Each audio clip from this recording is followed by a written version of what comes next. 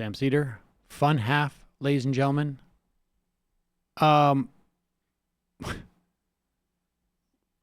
We got to show you this clip. I imagine many of you have already seen it or heard it. If not, you may want to sit down. The Mad King really had a rough day yesterday because, of course, he was so taxed by having to have high-level conversations with the president of Finland. Not mocking Finland at all, but I also imagine there's still a little bit of tension from the time that Donald Trump pretended that that the Finnish president had told him that they take rakes and they rake their forests. Unlike us, it's so stupid. We're so dumb. We don't do the rake. Here is Donald Trump in a press conference with the president of Finland.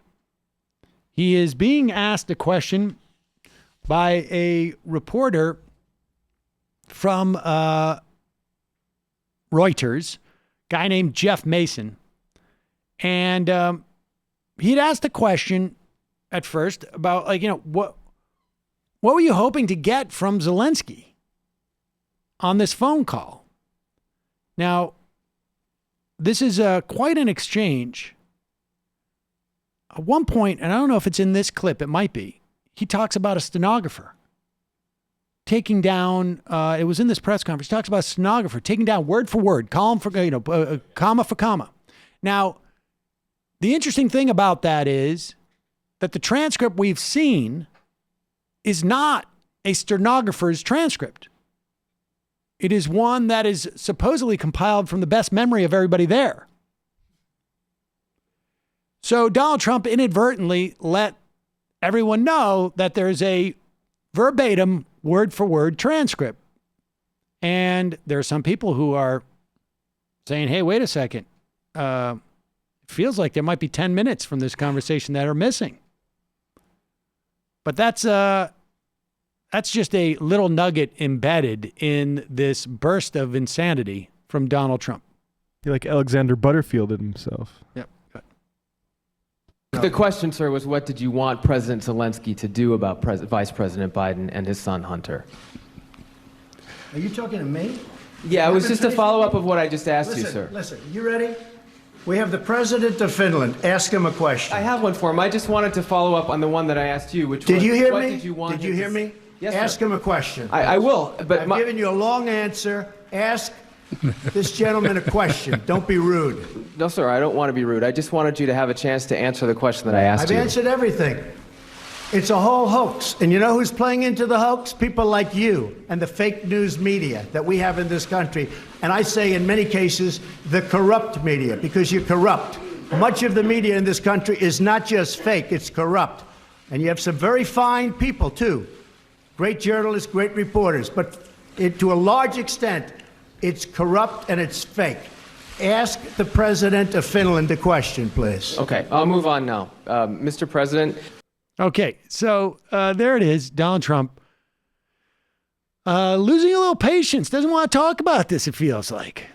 A little bit upset. Also must be, this is the thing, is a lot of people say this guy is a sociopath, has no empathy for others. There he is. He's very worried that the president of Finland feels like he's being ignored.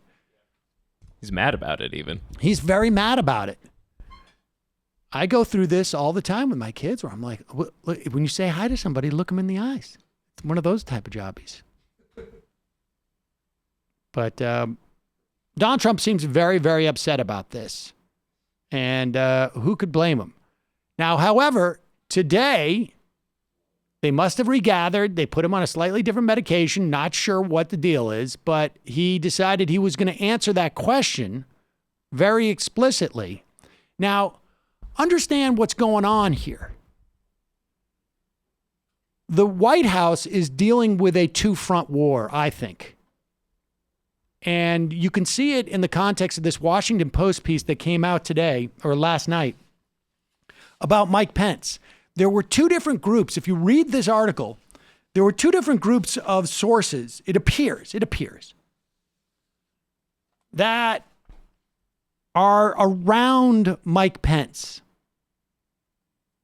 One is Mike Pence's top advisors, supposedly. who were trying to spin this story. So on one hand,